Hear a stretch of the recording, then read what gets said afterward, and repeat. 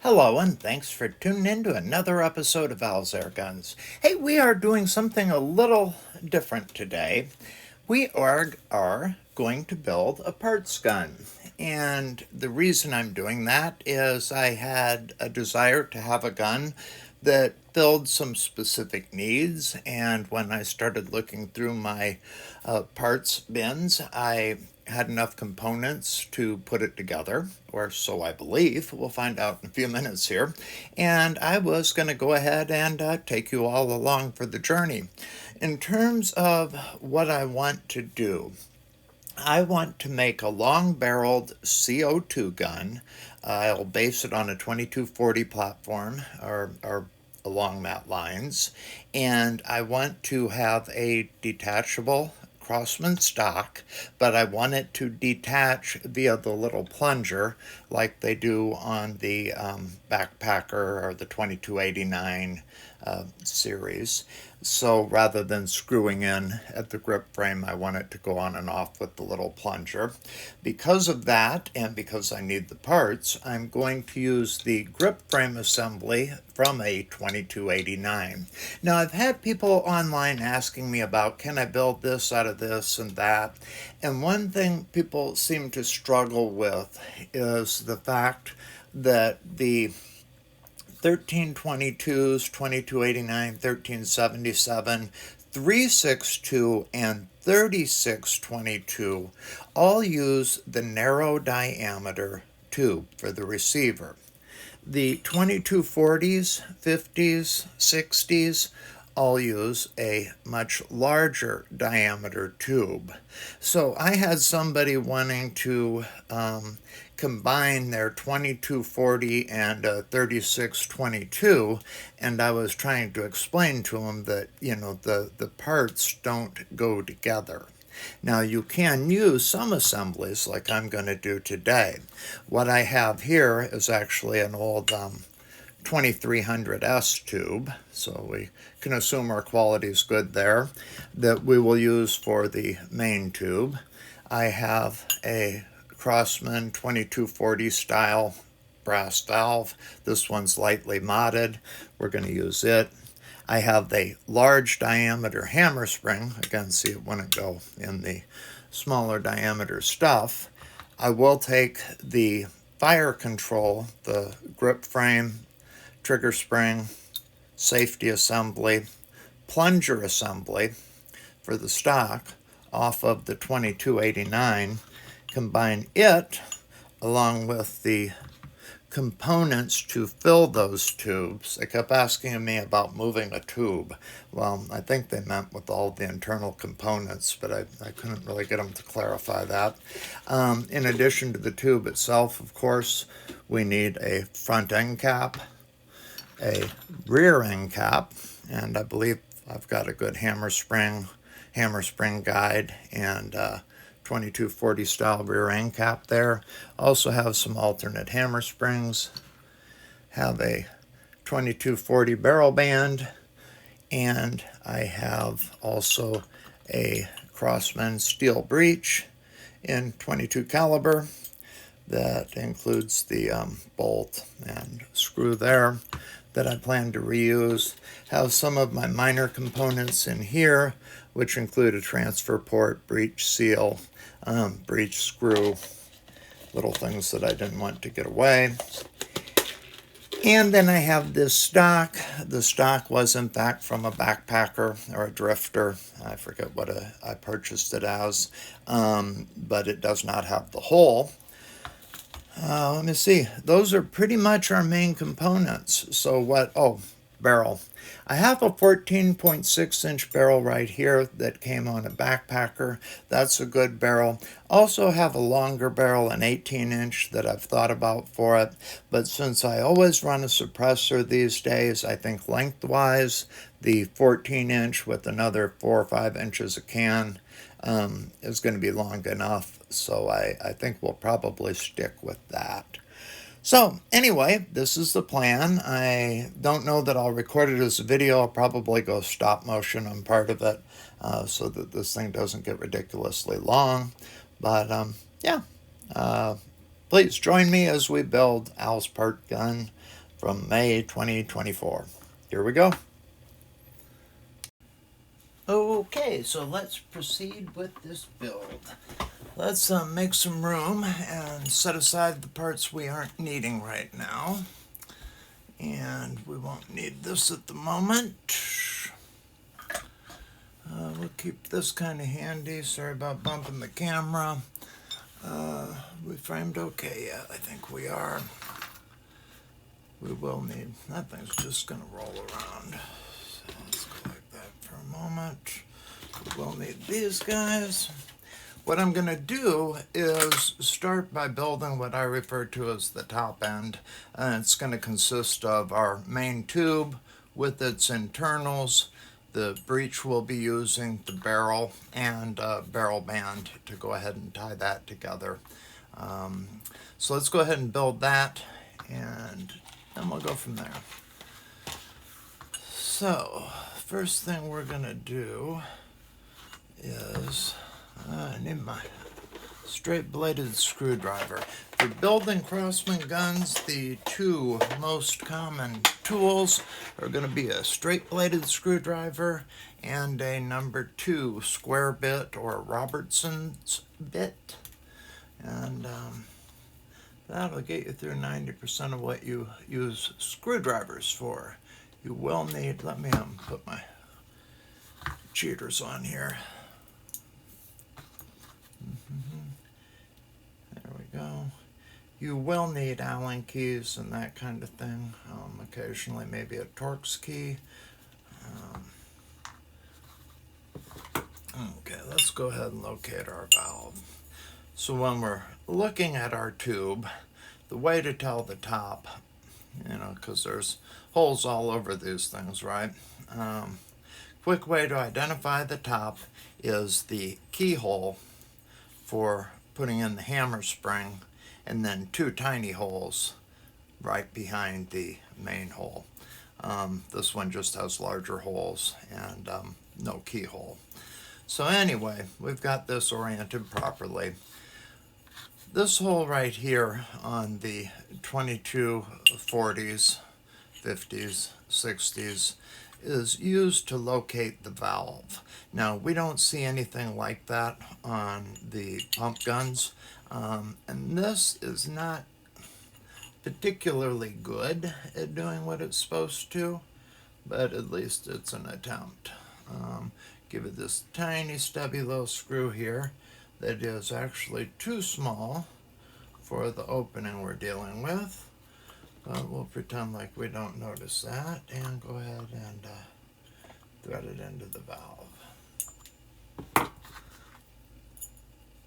Okay, what I'm doing this time is I've got a Allen key that I'm holding my exhaust port in place with so that I can flip it over and adjust that as I get this. See, that screw is just annoying to work with. Okay. I hate that thing.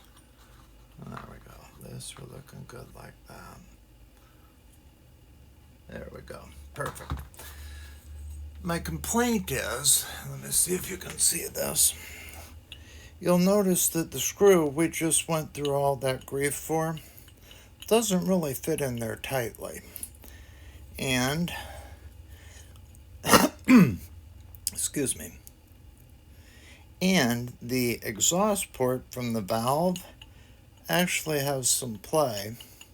And what happens is as you stack the breech seal and the transfer port, this thing can shift a little bit to where it's off center and it's not really lined up to blow the gas as efficiently as it could be through that. Now let me turn this off and start the recording again. Alright, so where we are right now, we have our valve installed into our tube. This is a 2300S tube, but all of these, the tubes of this size are common. Anyway, let's go ahead next, and just for fun, we can go ahead and place our front screw which was hiding right here. Let me have that out of the way.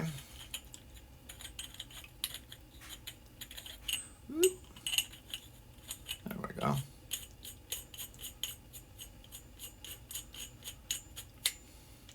All right. Next thing we will do is go ahead and place our hammer. I believe I have a hammer pin that I set out for this project. Let me look for that for a moment. Okay, I wanted to swipe the hammer pin out of this. I have not confirmed that they're interchangeable, but we'll do that as we move along here.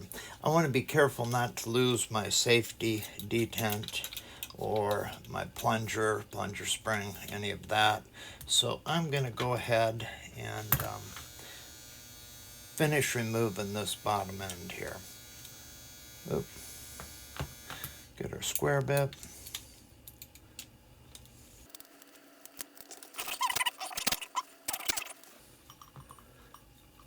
Definitely getting that feeling. All right, I think we're there. Might have to replace this guy.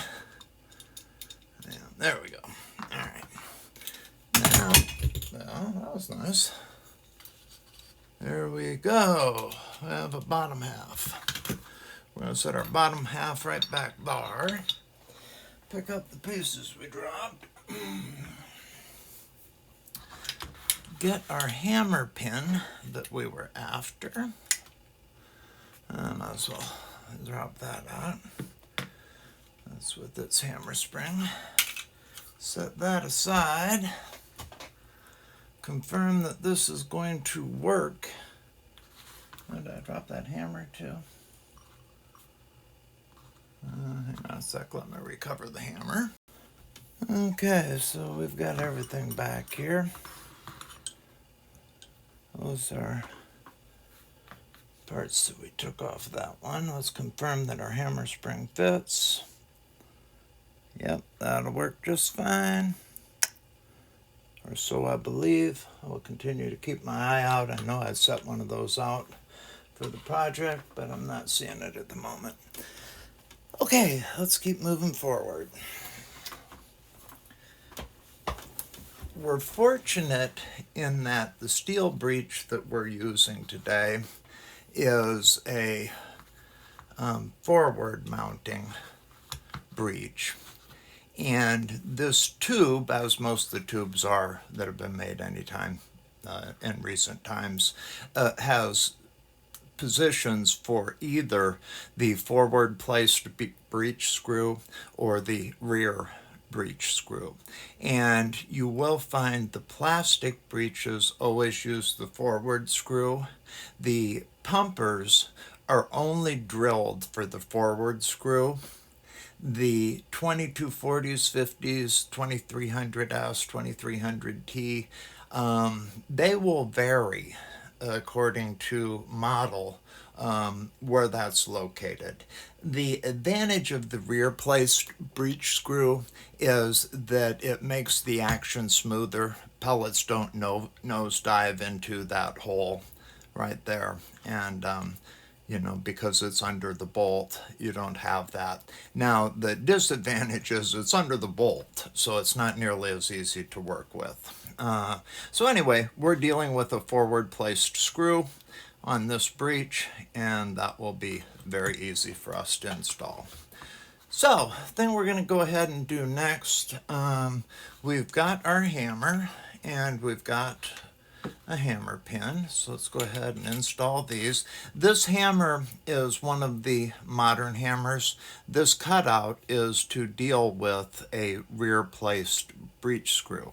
If you don't have a modern hammer, it will slam into that, and you will both bend that, and you won't get as much of a strike on the valve, and you'll not have power, and you won't puncture the cartridge as well. So anyway, we slide that guy into there. We'll go ahead and put a hammer pin in. Slide that forward. We have breech. Actually, I wanted to use my, I'm going to use this. fit. Yeah, perfect. I believe that the pumpers have a stronger spring in them than the 2240 does from the factory. So I'm going to use that pumper spring right now to see how that works here. Let me go ahead and hold this in place. Just using a rear screw.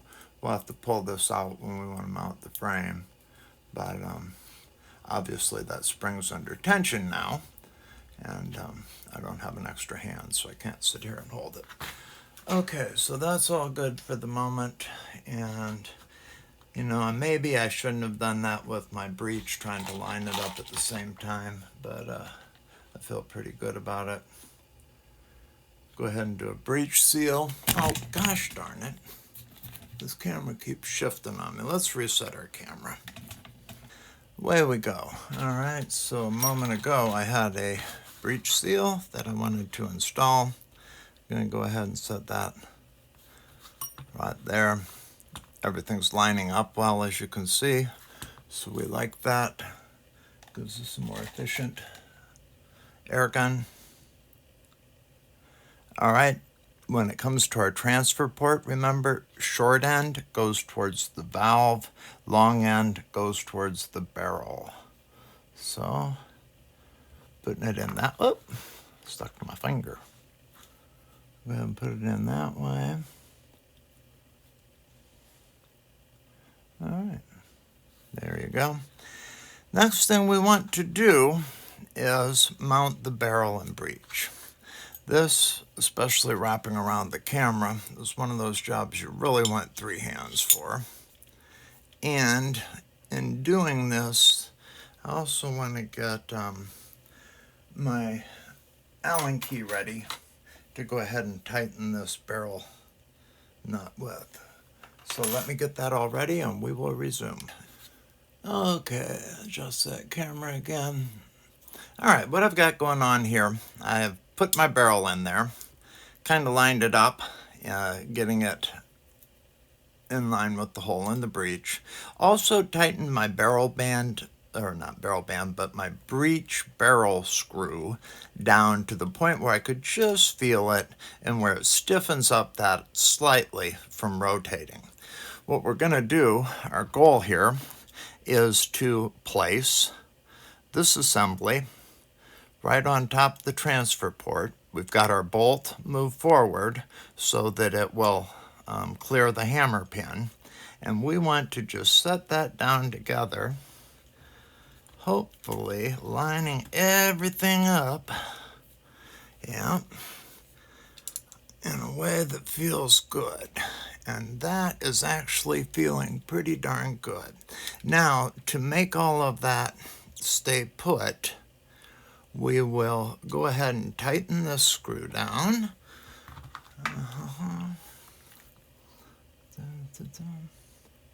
Oops, I have really bad lighting working around that, sorry. I didn't even realize what bit I had. I'll come over this way a bit, see if it's better. Yep, nice. Hit the threads on that other one. My problem is, without having the lower assembly connected, I can't make that bolt stay cocked, and that is how I get access to the position for that breech screw, which is one of the things I want to do next, is get that breech screw set. Are you guys going in there, buddy? We hitting? Cool, sorry, gotta do this on my lap for a second. Listen up the other side. And I also, yeah, let's do this. Gonna take some pressure off of it. What I want to do is go ahead and take this cap back off. Hey.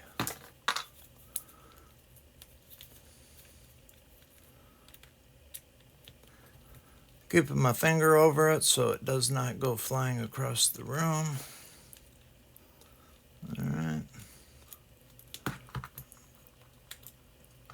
Boom. There we go.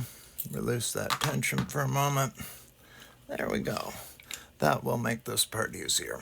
Okay, so for one thing, we can pull back there, check our alignment with the breech screw hole, and we are looking good. So let's go ahead and drop that screw in, and that'll help keep us aligned while we do the rest. And I need to put my cheaters on again.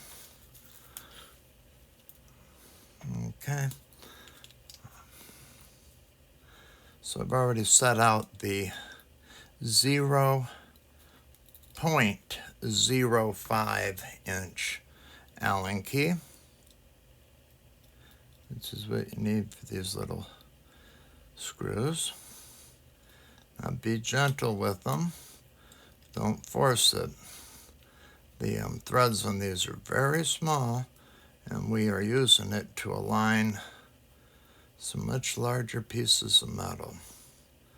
So we want to do the aligning and let it just act as something that kind of secures them. Now I did not tighten that down because I want to go ahead and get this rear screw in place. I'm checking to make sure the transfer port looks good still. We have no space there.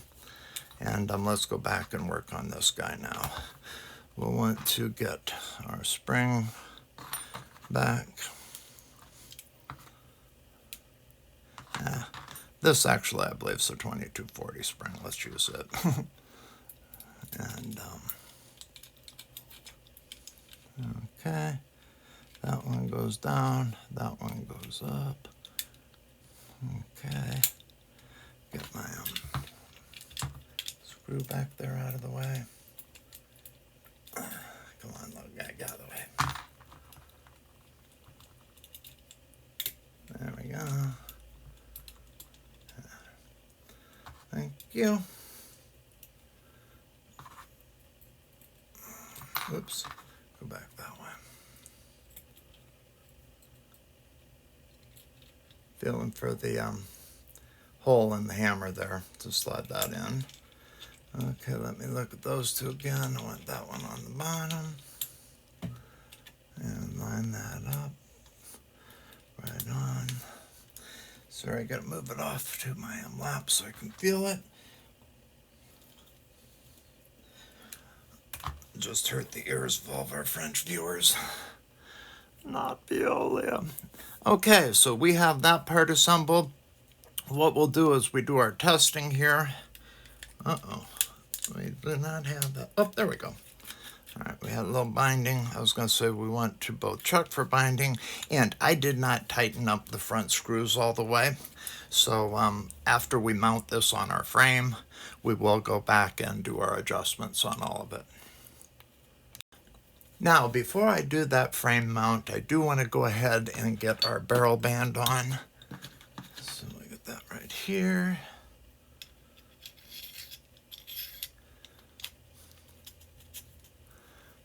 Okay. And it's got a little dimple in this barrel where it is used to a band possibly being.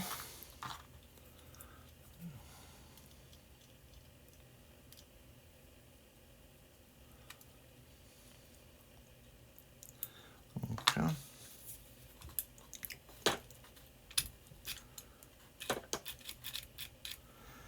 Okay, feeling good there. Let's take a look at that. Well, we'll get it on the top and then we'll tune it.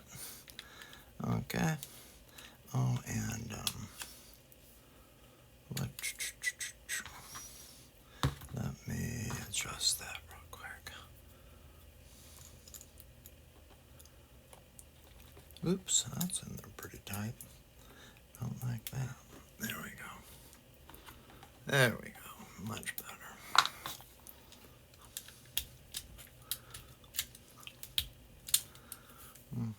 Okay, let's go ahead and put on our lower half. Now, the things I wanted to check for as we do this, and I've already got concern over one, looks like I may have goofed up, and that was making sure that I had the spring for the plunger. And at the moment, I'm not seeing it. Oh, there it is. Thank goodness. I'll actually say it. Thank you, Lord. Thank you for your help. So we've got plunger spring, plunger. We've got our sear spring all properly positioned. We've got the safety spring poking up still, which tells us the ball detent is in place beneath it. So now we want to put this top together with the bottom, and we've got 2 screws that we're going to have to fasten to make that happen. Now it's kind of hard to get this in the shot here because of the 14-inch barrel, but all that we're going to do is be laying these guys together, lining up our screw holes and the slot for the sear. Once again, I'm going to have to take it off camera so I can actually screw it together. But I think you get the concept. This is another one of those parts where having a jig or 3 hands would be incredibly helpful. Okay. Get this front one in first. Looks like it'd be the easiest. Although it does have that slightly buggered up screw.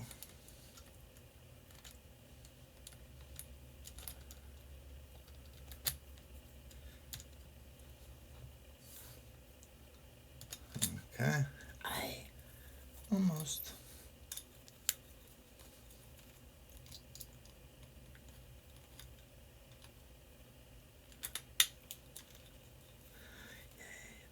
Go, baby, go.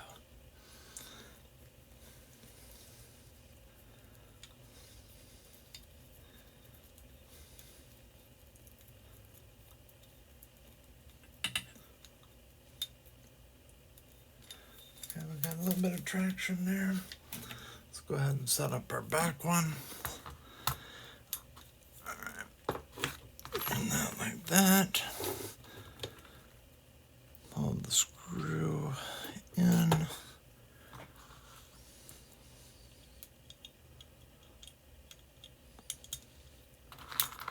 Oops, come on, guys. We don't need your help right now. I need to demagnetize my screwdriver. It is too aggressively magnetic. All right, got that. Now let me get a fatter straight blade so that I can really cinch down that front one, because it is not all the way in. One of the things I want to do with this gun as we build it out, particularly since it is long barreled, is to go ahead and put a forend on there. And Terry and Chris over at Buckrell were nice enough to send me one of their 2240 forearms, so we'll go ahead and put it on there, and that will be super cool. So I'm going to end up redoing this part when I put on the forend anyway. So that's not too big a deal. All right, let's go back to this one.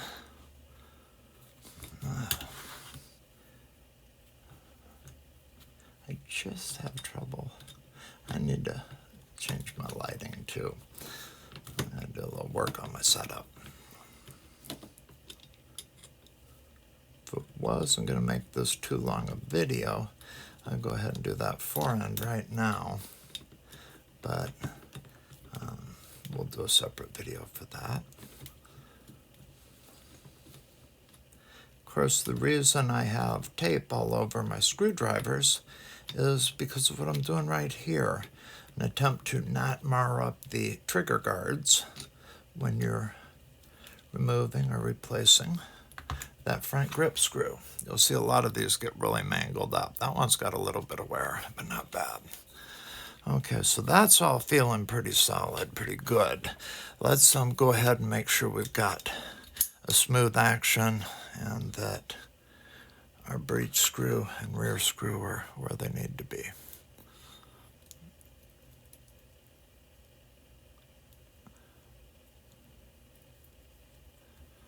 Okay, we got a good bit of room to take up there.